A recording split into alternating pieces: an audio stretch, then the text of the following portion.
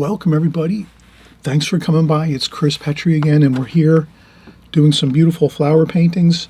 We're actually going to cover how you can create this gorgeous painting very simply by just following a couple key steps and methods, and you'll be able to have a great time with less stress because we're going to do it in a real sensible fashion. So the first thing we do is we get our super light sketch of our flowers, 1, 2, and 3, onto our paper, set up correctly. The way we put them onto our paper is important. We want them set up in an interesting way, not just, maybe in a way that doesn't look. This looks good. It's a nice 2 over here and 1 over here. That looks great.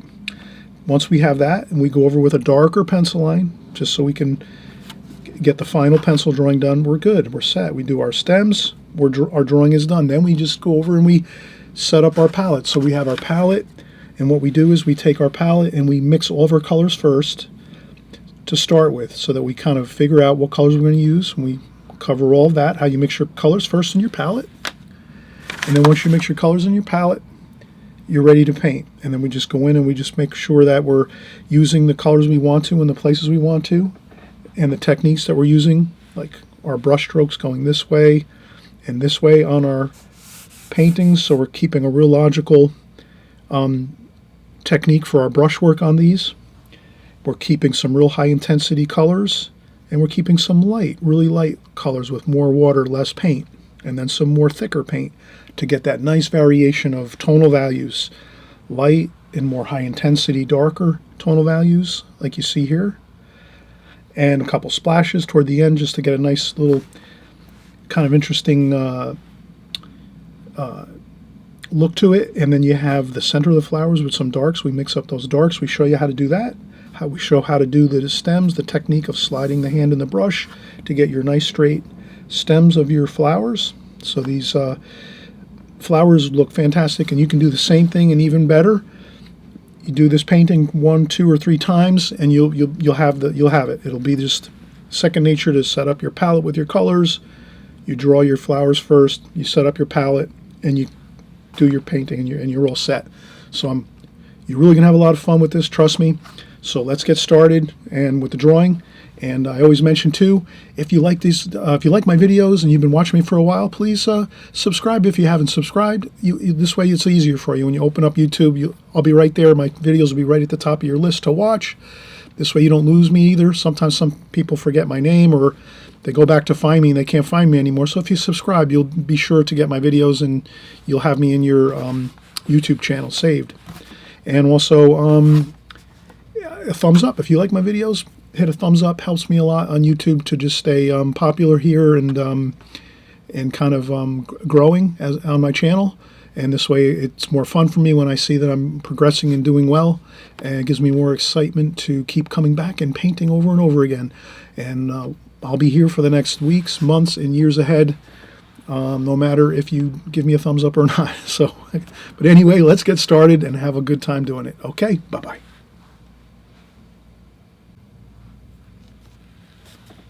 All right, everybody, we just saw the finished paintings.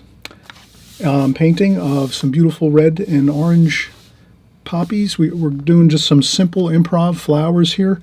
So I'm not really going to, I have like just a reference sketch across from me, but I'm not really going to put it here. I'd rather have the whole picture in view, because we're kind of going to do the entire painting. I want you to see the whole entire paper as we go here.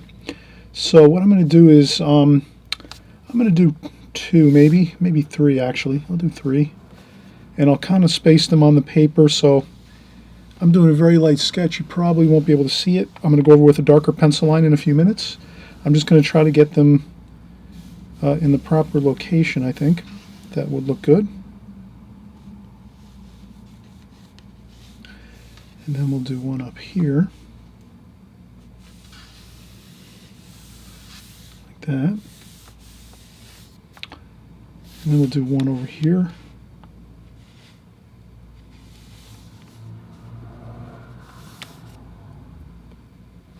And just want to get that kind of straight. This goes down kind of straight there. This one too, this one's a little more straight. So I'm doing the stems. I'm just kind of talking it through here as I'm going. So I'm just trying to get my stems. They're looking kind of straight as we go. And this one's here. This one goes straight this way.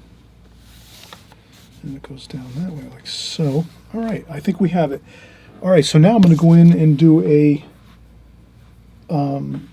this was just a super light preliminary sketch, not even a sketch, just I drew some circles where I wanted the flowers to sit on this rectangle here. So we have a landscape.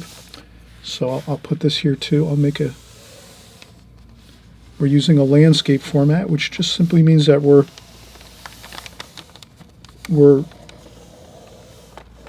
turning the paper parallel, or you know, sort of we're turning the paper, I guess, long side down, versus a portrait orientation. It would be turning it the short side of the paper on the bottom, or and bottom and top. So this is a landscape format, more kind of popular for most paintings, but the portrait style of the paper, more in that vertical position, is pretty popular too. A lot of people like that look.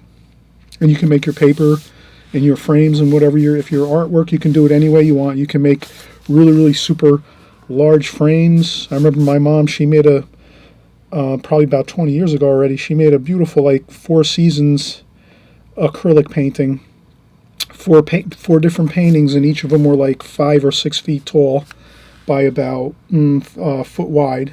So really beautiful frames, and then like an acrylic painting. And so the, you know, maybe the painting itself was a foot like 12 inches wide, and then it was 5 feet tall, if you can imagine, in the vertical upright position. And then she had like all the Four Seasons, winter with the snow and big tall trees, and same thing. All the paintings had trees, was more, except for one I think had maybe, not sure which one, but all of them had mostly trees in them, and beautiful skies, and then snow for the winter scene, and they were really beautiful. And so, you know, you can create really cool ideas and make your paintings any size you really want them, but for the most part, this is kind of like a general, you know, landscape version of your paper, or you can turn it the other way and make it a vertical or a portrait style.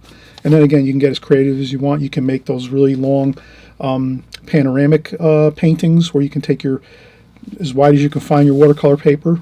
Actually, there's rolls of watercolor paper. You could make it 10 feet wide, your painting, if you wanted to, or you could turn it and make it 10 feet high. And they probably even make custom watercolor paper of any sizes, maybe, if I'm sure that's probably possible. But in any case, let's do the flowers here now, our poppy flowers. And so I'm just going to go up here, and I'm going to just do what I'm seeing here.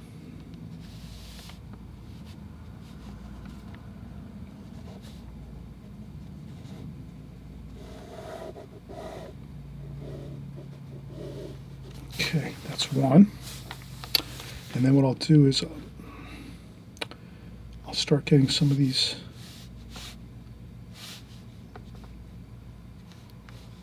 that's the dark spot in the middle.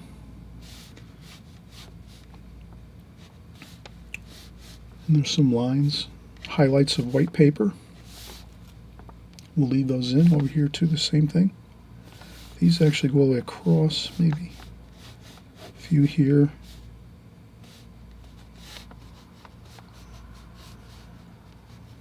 Like that.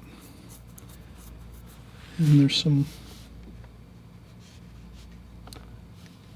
lightness over here. I'll make just a little, I'm going to go over this again darker. This is my first preliminary sort of sketch, and then I'll go over it with the darker pencil line so you can see it. I want to make sure that you're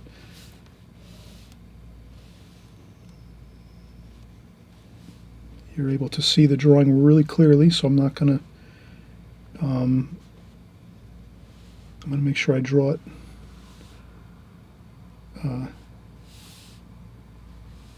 this goes out a little more like this,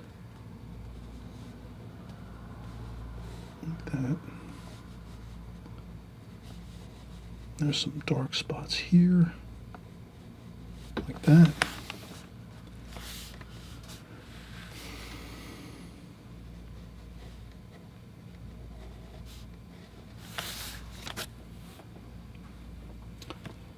And if you see, like sometimes if I draw too many lines, and I think I need to just change around a few lines, I just quick erase it, no big deal. And then these two have some highlights.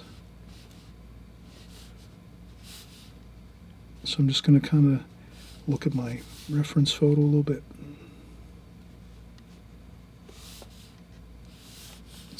It's copyrighted, so I really can't put it on the camera here. And then there's one more flower over here.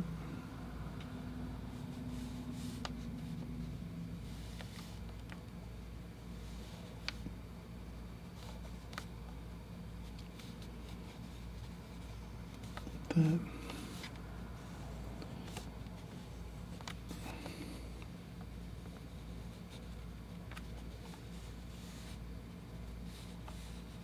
Okay, good. All right. This looks good.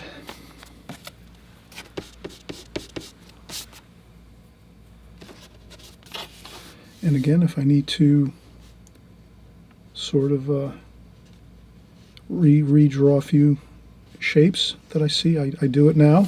Now I'm good. Everything's fine. Let's take a quick break, and we'll do one more sketch over the top of this one, which will be a dark line, so everyone can see the finished painting. And of course, I spilled some water on here, no big deal.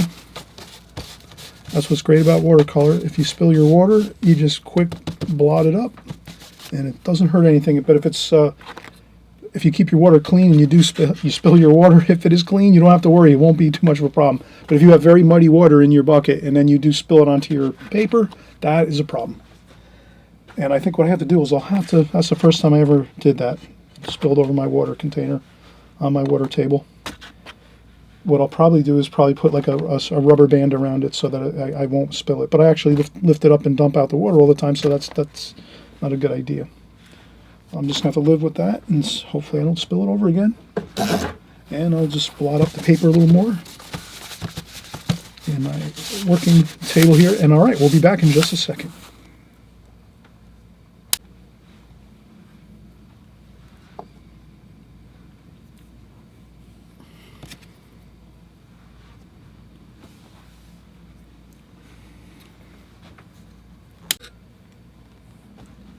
All right, we are back again, starting up to get our painting started, and the first thing let's do is mix up our paints.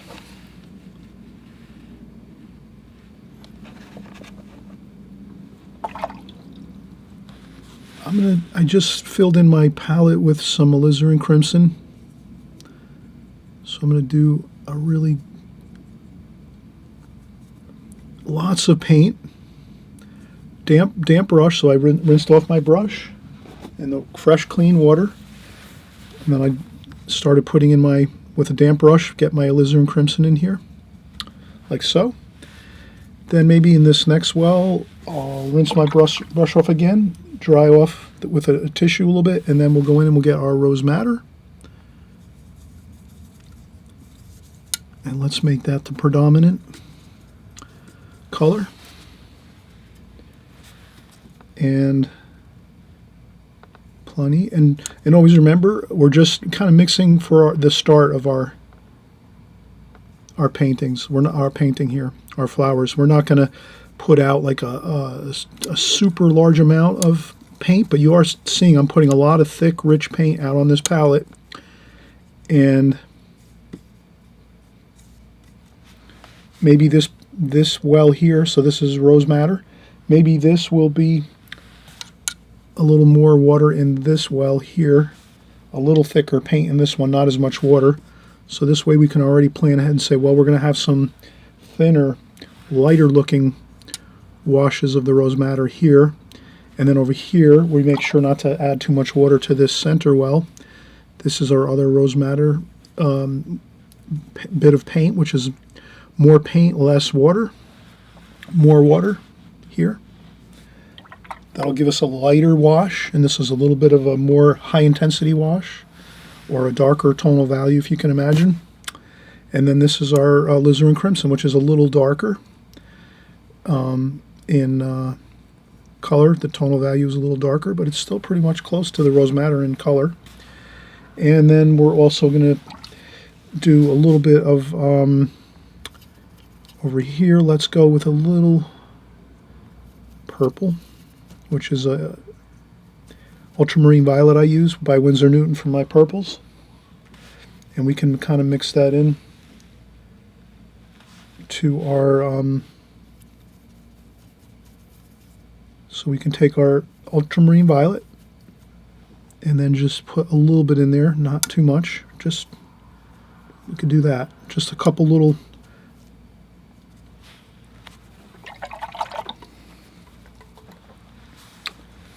and that's a pretty good start there. And then we're going to use Cadmium Red. I'm going to need a tube of Cadmium Red, so I'm going to have to grab that soon, right in a few seconds. So I'll get my Cadmium Orange, because that's going to be another color we're going to use, Cadmium Orange. And then we also want Cadmium Red, so let me find Cadmium Red. So let's see here, I've got my colors. I just have to move around a little bit, spin the bag over, look to see where it might be in here, and this might be it. Yep, that's it. Just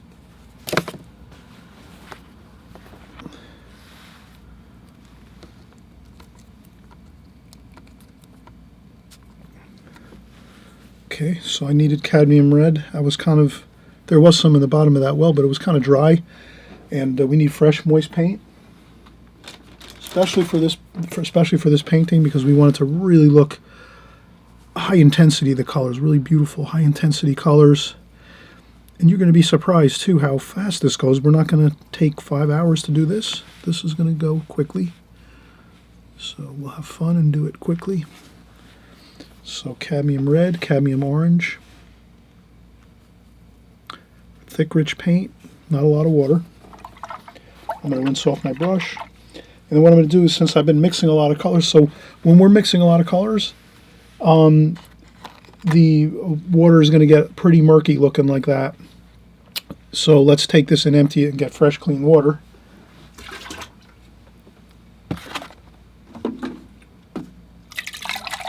And I'll just have fresh, clean water now to start the painting. And with this, I think, yeah, this should work really well. So we're just going to go in. I have a round brush. This is a Da Vinci Maestro number 10 round brush. And we're going to start, and I'm just going to refer to my, you'll use my painting to refer to.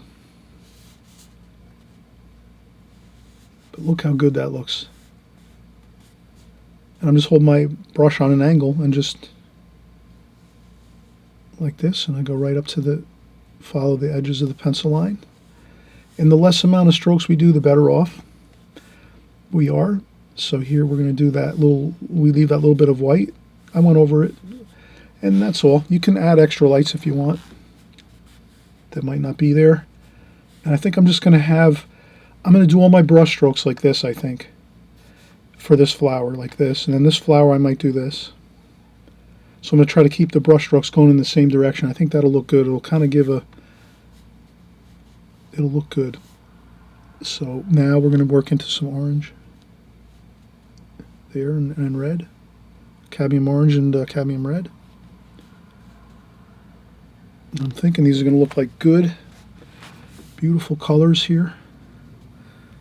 More cadmium red, cadmium orange mixture. I'm just going to kind of bring these down, and these can go right into that center area of the flower because we're going to paint that dark with darks in there. We might leave a couple little highlights.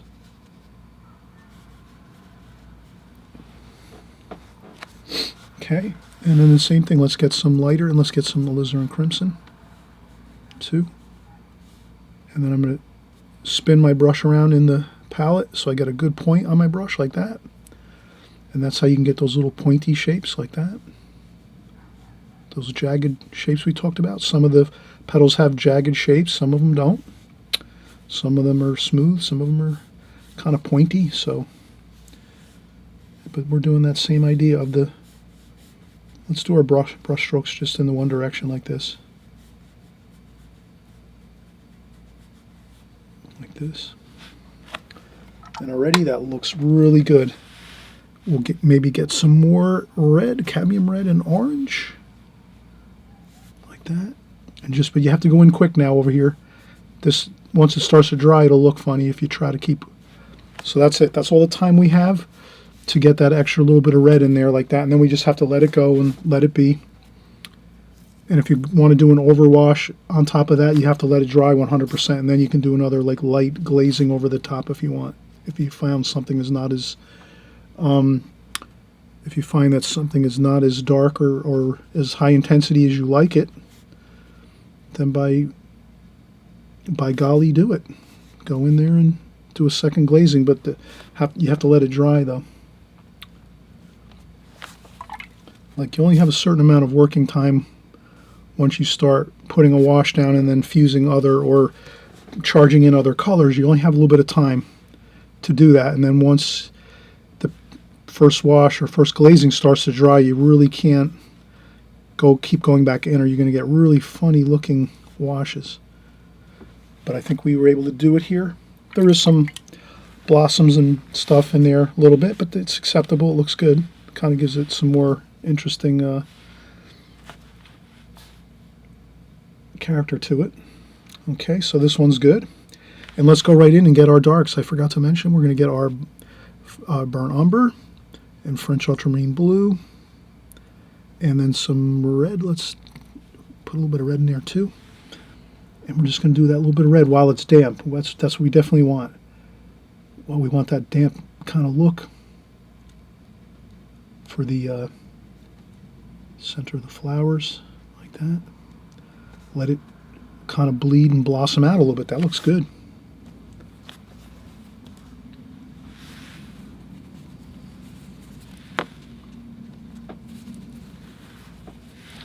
And then you can get some yellow, cadmium yellow in there maybe.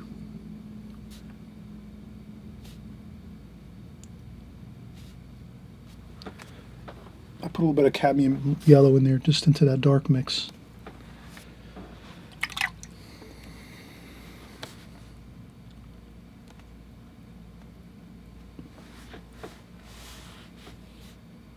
And I think that's fine. All right.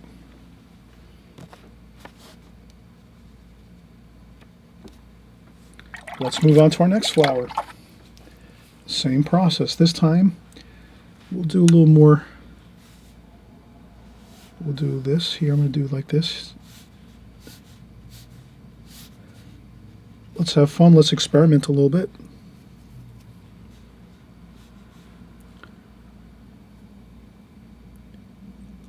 Cadmium red, cadmium orange. You can mix those two together. Then we're going to keep those whites of the paper there, like that.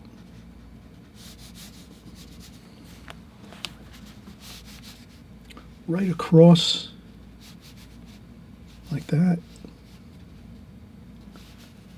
And then again, we leave some of those white lines in the paper. We can go into the center of the flower there because we're going to go in with a dark over top of that, so that can be fine. And you can add in some extra high intensity straight into the paint with the damp brush, not even, kind of a dry brush, and just, you could start charging in some extra exciting bits of color. And then alizarin crimson over here.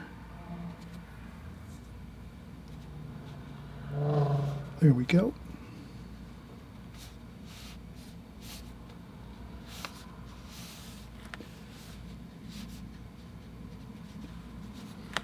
Take another bit of that straight cadmium red. Then over here, let's get some of that cadmium orange. We'll do more of an orange. And this is where you can have some fun and let the paint flow around. I'll get another one of those highlights there.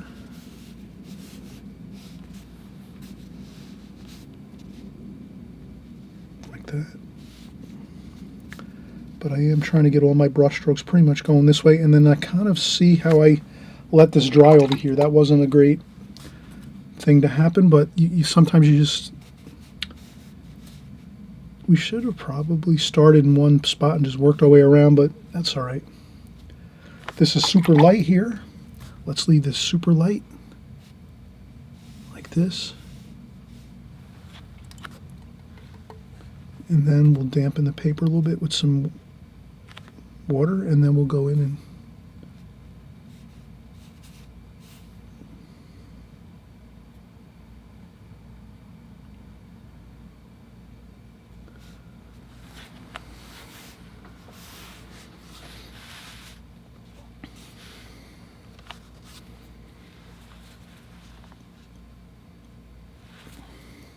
you can use a tissue too sometimes to blot up a little bit.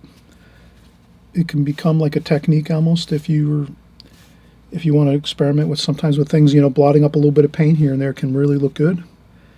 And okay,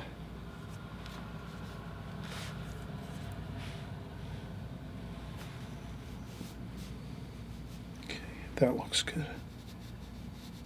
Okay, and let's do the center of the flower.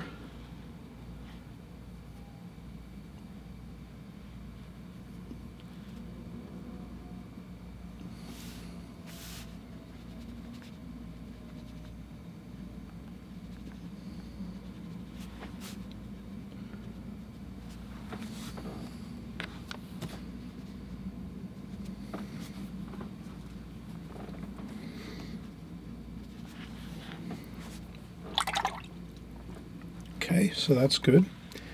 And we're going to go for one more. Let's keep moving along here. We have a good flow going. This next one here is more orange and red. So I'm turning my brush straight upwards like this.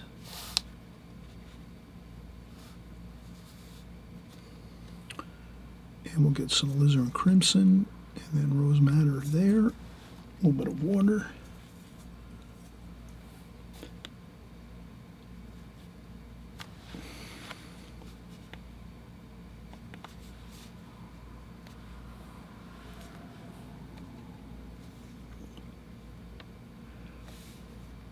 And where do I see? Okay, that looks good there.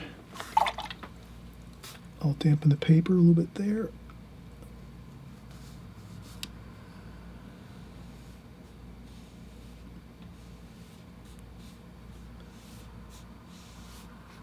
And then I'll try to make sure I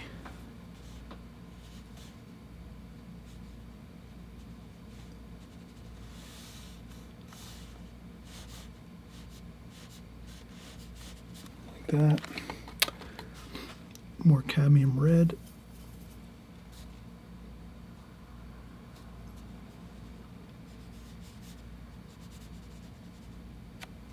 A little bit of cadmium yellow.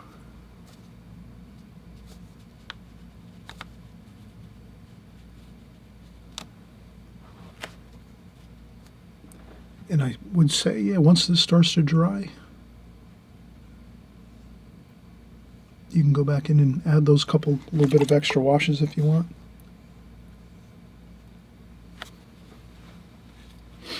And we will do that. We'll add some extra wash onto that one. Because as it dries, you can see watercolor always dries a lot lighter. Once it's dry, it's a lot lighter. So when you're putting it on, it looks dark, but it's always going to lighten up. Like, look how light that looks, and this looks, that's very light. It looks good that way, but if you're not... if you wanted it to look maybe darker and higher intensity, like a darker tonal value or higher intensity color, you can go in once it dries 100% and add some more color to it. This one, we got a little more paint on there, so we added a little more extra thick paint, and now you can see this is a little bit darker. That looks good. This looks good too, a little bit lighter, and it is lighter from what I'm looking at. And you can certainly add some, sometimes A little darker there. But I think that's really what we're looking for. And then we can go right in and let's do the stems. So we can use this brush. We don't need really much more than this brush. I think we can do the stems. Maybe we'll add a touch of green to this. And then let's do our stems. And I'm always careful not to lean into the paint, so I'm going to make sure I stay with my brush here. Carefully, I just go straight down, sliding my hand on my table. My working table is a lot larger than my paper is. So if you can imagine, I have another like 6 or 8 inches on above this paper where I have a hard board underneath my work where I'm working. And on this side of my working surface, I have another like 12 inches, like a foot on this side, and then another half a foot, like 6 inches over here. And then I have another about 8 inches below my painting, which is all hardboard, so it's a big giant board, and then I put all my stuff on the board, and this way I always have room to rest my hand anywhere that I'm working. So this is a big advantage to having a working board, like having a board or an easel. So that's one thing good. You could also put like a working like masonite board on your lap when you work. If you work in a chair, or if you're at a kitchen table or something, then you have a really big working surface. But I do have a 2x4 under my board, which gives me like a 15% or 15-degree angle on my board going upwards, so the paint always will drip or will flow downwards this way. So, and I'm trying to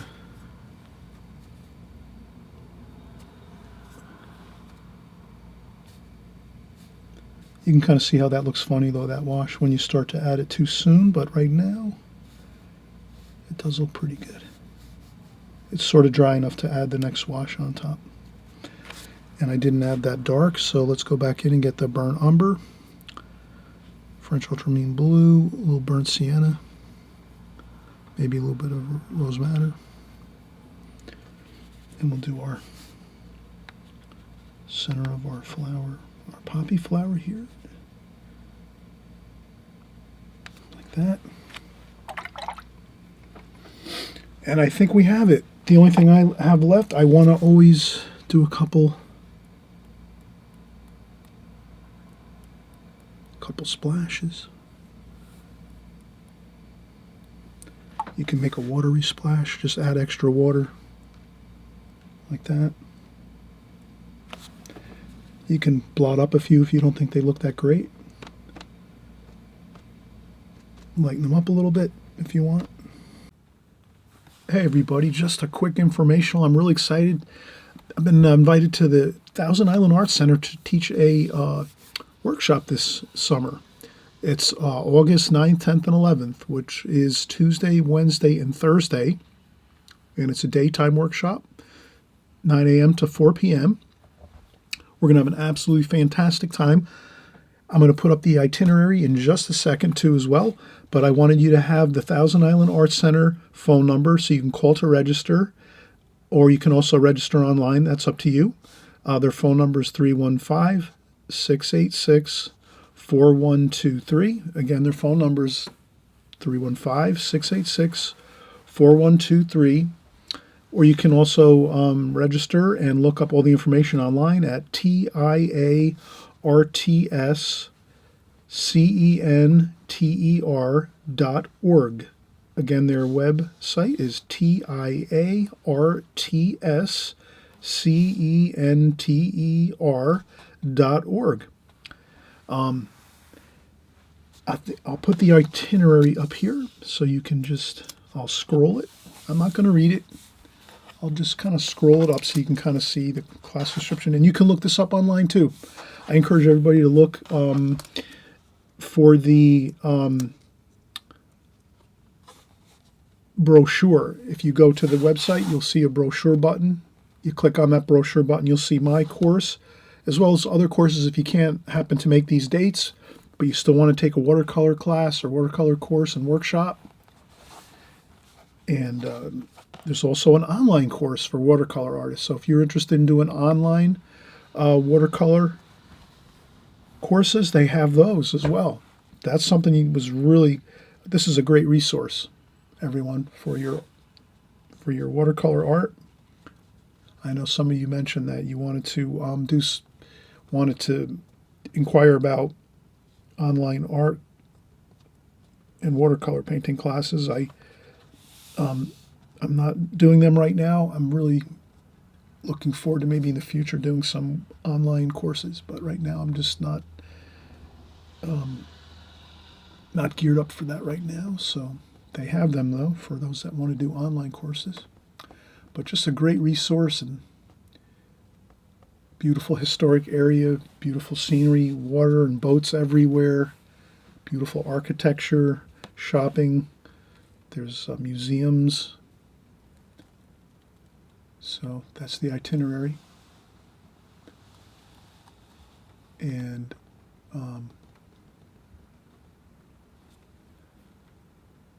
I hope you'll all make it out to the workshop. And again, we're going to have a great time, tons of fun drawing and painting in watercolor. So I hope to see you there. And let's get back to our watercolor painting.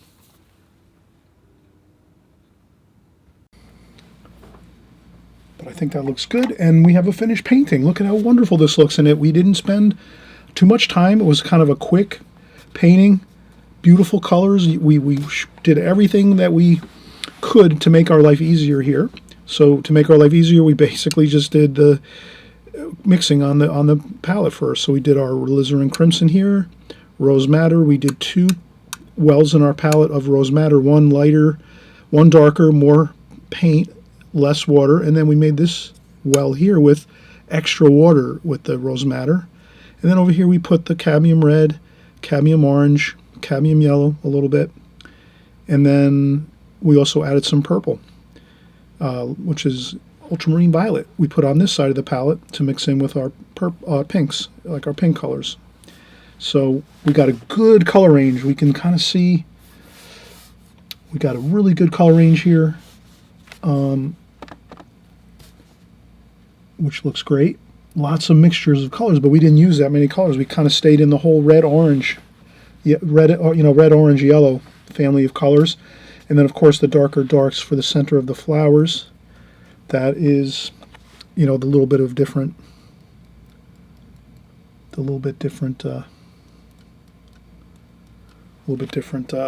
color there in tonal value, a very dark tonal value actually, and it looks kind of good. And you can put a little bit of a darker tonal value underneath usually where the flower is. Maybe there's a little bit of a shadow there. But I hope you had a great time doing this painting. And again, we didn't take too long. We just had a fun time quickly getting our paints on our palette, and then we put it onto our paper, and we already had a gorgeous drawing done first with our pencil drawing done first. And I hope you'll use this painting for your reference. So please use my paintings anytime you want for reference. You can screen capture them, save them, take pictures of them, take pictures of these paintings off your TV or whatever, however you can do it, to use that for your reference. And this way you'll have a fun time, and you'll have everything you need. You'll have your reference material, and you'll have your paints, your pencil, your paper, your brushes, and your water, and you're all set. You'll have a great time with this, and I hope everyone enjoys this, and we'll see you on the next video, okay? And I always mention, if you like this video, please you can hit the thumbs up like button, which is really helpful. That always boosts my ratings on YouTube. And also too, below there's the subscribe button, and if you subscribe to my channel, all that will do is YouTube will make sure my videos will be sent to your YouTube channel. When you open up your YouTube application, you'll see my video at the top, usually my new ones that come out every week. So this way you'll be able to follow along. We'll have a great time together, and this way we're covering everything watercolor here. Everything is methods and techniques in watercolor. I cover all of those constantly. Every time I'm doing a painting on YouTube, I'm covering all the methods and techniques that you need to get better, to make more beautiful paintings. And that's really why I'm here. I want everyone to get excited, do better paintings, have good success with watercolor, and then you'll continue to do it, and it'll be a really fun thing in your life. You'll always have your art and your watercolors, and you can always branch out and do other things too after some years if you want to try out acrylics or oil paintings or sculpture or basket weaving or all kinds of cool stuff like that. There's ceramics, and there's all kinds of great stuff you can do in art. Art is not just like watercolor painting. You can do many different things, but starting out with one thing, you might get really excited and do this for 2 or 3 years, and then you might say, you know what, I want to try something different, and that's okay too. Or maybe you're just going to be like, no way, I'm a hardcore watercolor artist and I'm not changing, and that's fine too. Many of you will probably be that way, but some of you might move on to do different things. But to do this first is a great thing. You learn a lot about colors and drawing, seeing shapes correctly, and drawing and seeing lines and curves, proportions, all those kind of things just help your artistic eye as you see things, and it really helps a lot. So in this way, if you do transition into another medium, you'll have those tools in your toolbox to head over to something else if you want eventually. But I'm hoping you're going to stay here on my channel and keep working with me. Everyone here, we all have a great time on this channel. And again, thanks for watching always, and best of luck for everybody. And I also, too, if you're brand new here, I'd want to welcome you. If this is the first time you're on my channel and you're seeing these videos for the first time, or this video for the first time, I want to welcome you personally and say thank you for coming by, and I'm hoping you'll stick with us here and keep working with us, because we really do cover the basics all the time. And as we know, if we just keep doing the basics over and over and over, we're just going to get really, really good at it. And that's the main thing. We stay focused on the basics of watercolor. So I also have the Extreme Beginner series. If you like to do something, if you're just starting out, maybe that's a great place you can watch the Extreme Beginners videos that I have. I just label them all Extreme Beginners, but it's this channel. So if you do subscribe, you'll see both my videos coming out, the Extreme Beginners and then just the ordinary videos that I do every week. And so I usually do both. I do Extreme Beginners series and our regular, more advanced students paintings like this.